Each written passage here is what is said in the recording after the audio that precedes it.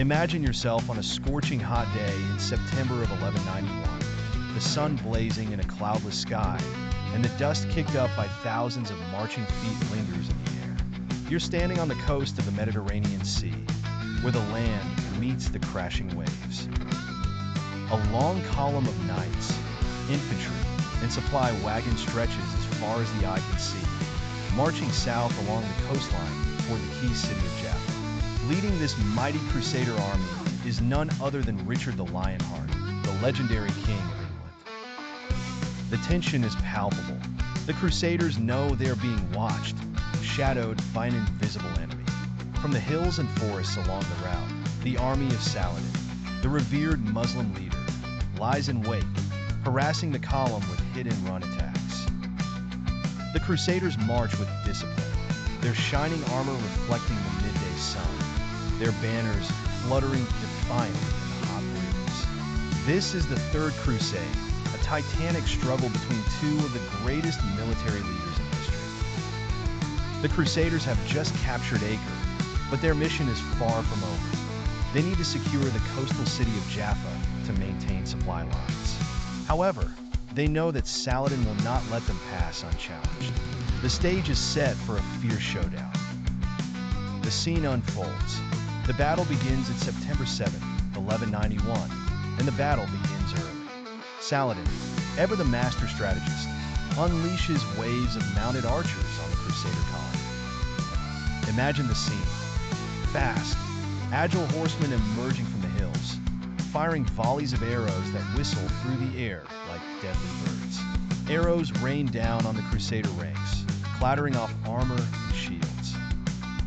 The Crusaders march in tight formation, enduring the constant barrage, moving steadily forward with grim determination. You can almost hear the war cries of the Muslim cavalry, their horses' hooves pounding the ground as they dart in and out of range.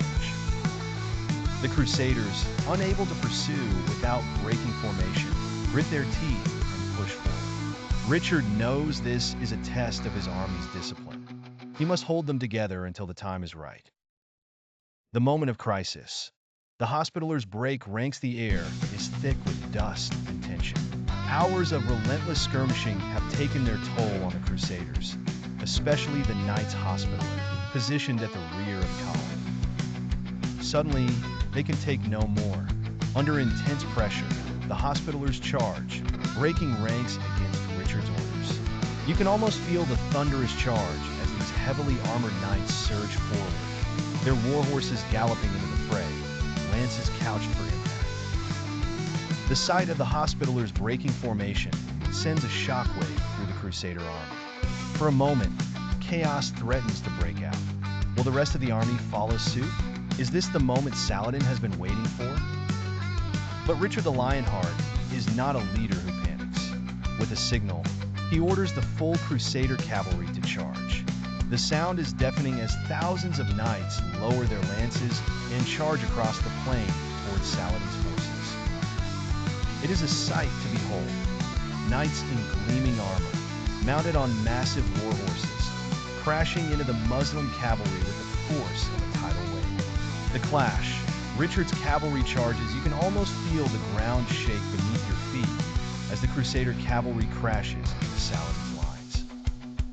The mounted archers who had been harassing the Crusader column all morning are now caught in the full force of the charge. The Crusader knights are unstoppable, their lances piercing armor and shields, scattering Saladin's troops. Richard leads the charge himself, his banner flying high above the battlefield, a lion roaring in defiance. The clash of steel on steel fills the air as the Crusaders and Muslims engage in brutal hand-to-hand combat.